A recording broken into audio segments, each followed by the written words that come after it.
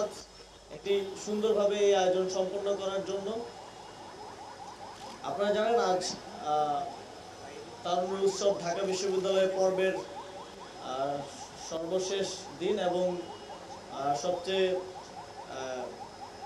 গুরুত্বপূর্ণ আয়োজনটি বাকি আছে। আজকে সন্ধ্যায় আপনারা উপভোগ করবেন কনসার্ট এবং আপনাদের প্রতি আহ্বান থাকবে অত্যন্ত শৃঙ্খলার সাথে এবং সুন্দরভাবে কনসার্টটি সম্পন্ন করার জন্য আপনারাও সহযোগিতা করবেন, কারণ একটি ওপেন কনসার্ট। আমরা আশা করছি অনেক দর্শক হবে, সেক্ষেত্রে শৃঙ্খলা বজায় রাখাটা যেন কোনো ধরনের অনাকাঙ্ক্ষিত পরিস্থিতি তৈরি না হয় সেজন্য সেটা নিশ্চিত করা আমাদের সকলের দায়িত্ব।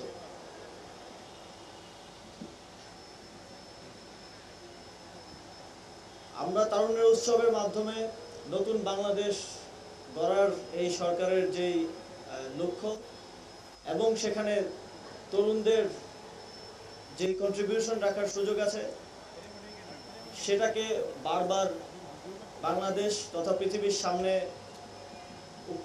উত্থাপন করতে চাচ্ছি। আপনারা জানেন জুলাই গণঅভ্যুত্থানে তরুণরাই এই গণঅভ্যুত্থানের চালিকা শক্তি ছিল এবং গণঅভ্যুত্থান পরবর্তী বাংলাদেশ বিনির্মাণে এখন পর্যন্ত সবচেয়ে বেশি অবদান রেখে যাচ্ছে তরুণরা। ফ্যাসিবাদী শক্তির আবার পুনরুত্থানের সকল ধরনের ষড়যন্ত্রকে নস্যাৎ করার জন্য তরুণরা এখনো সচেষ্ট আছে এবং এই তরুণরা সচেষ্ট থাকলেই বাংলাদেশ আর কখনো পথ হারাবে না বলে আমরা বিশ্বাস করি।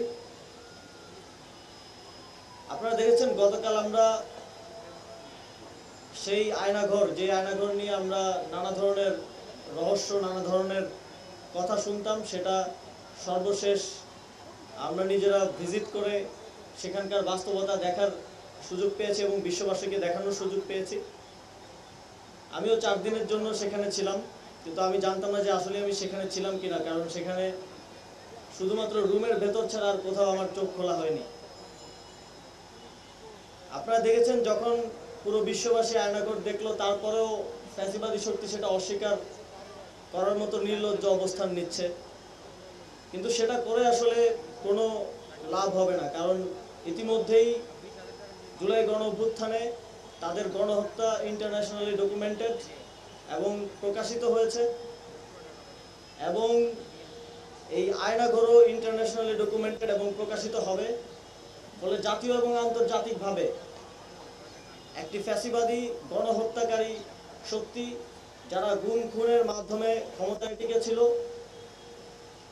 তারা আজীবন জনগণের শত্রু হিসেবে স্বীকৃতি পাবে।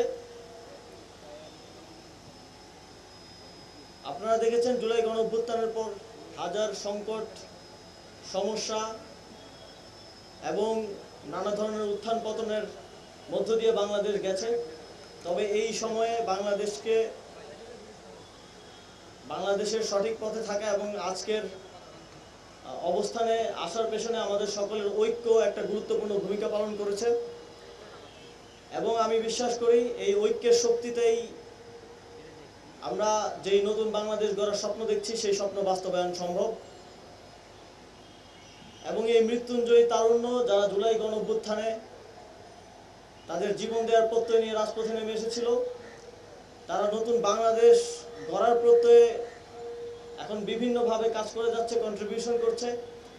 এই তারুণ্য যতদিন সঠিক পথে থাকবে আমরা একটি আদর্শ বাংলাদেশ গড়ার ক্ষেত্রে আশাবাদী এবং এদেশের জনগণ দীর্ঘমেয়াদী এই গণঅভ্যুত্থানের সুফল ভোগ করতে পারবে বলে বিশ্বাস করি।